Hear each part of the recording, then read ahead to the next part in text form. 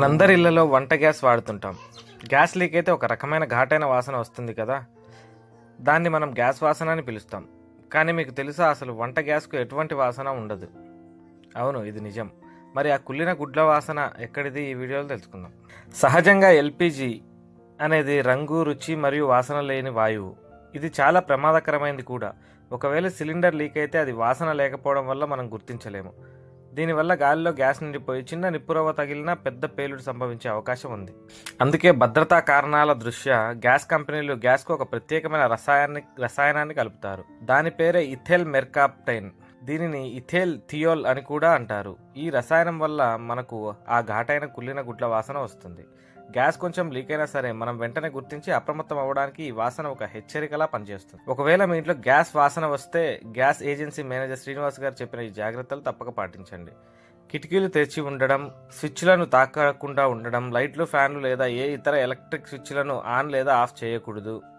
వాటి నుంచి వచ్చే చిన్న స్పార్క్ కూడా ప్రమాదానికి దారి చేయవచ్చు అని మేనేజర్ శ్రీనివాస్ తెలిపారు. అగ్గిపెట్టెలు, లైటర్లు లేదా ఇతర మండే వస్తువులను అసలు ఉపయోగించవద్దు. వెంటనే సిలిండర్ రెగ్యులేటర్ ఆపివేసి గ్యాస్ ఏజెన్సీకి లేదా హెల్ప్ లైన్ నెంబర్కు సమాచారం అందించాలని గ్యాస్ ఏజెన్సీ మేనేజర్ శ్రీనివాస్ గారు చెప్పారు. ఈ గ్యాస్ యాక్చువల్గా వాసన ఉండదు, లిక్విడ్. దానికి ఒక ఇథైనాల్ మోనాపోర్ట్ అని ఒక లిక్విడ్ కలుపుతారు. ఆ లిక్విడ్ కలపడం వల్ల గ్యాస్ లీక్ అయినప్పుడు ఈ కుళ్ళిపోయిన గుడ్ల వాసన అట్లా వస్తుంది. వాసన ఉండదు. అందుకోసమని ఆ లిక్విడ్ కలిపితే వాసన వస్తే అలర్ట్ అవుతారు కదా, అందుకోసమని కలుపుతారు. ఒకవేళ లీక్ అయితే ఎలాంటి జాగ్రత్తలు తీసుకోవాలి? లీక్ అయినప్పుడు మనం కిటికీలు తెరవాలి. కిచెన్లో కిటికీలు అన్నీ ఓపెన్ చేసుకొని లైట్ అవన్నీ ఆన్ చేయకూడదు. లైట్ కానీ, అగ్గిపెట్టె కానీ, లైటర్ కానీ ఏది వాడకూడదు. మొత్తం కిటికీలన్నీ ఓపెన్ చేసేసి మొత్తం ఎయిర్ అంతా బయటికి పోయిన తర్వాత అప్పుడు ఫస్ట్ ఆఫ్ చేసుకోవాలి, రెగ్యులేటర్ ఆఫ్ చేసుకోవాలి. ఈ లిక్విడ్ కలపడం వల్ల వాసన వస్తుంది.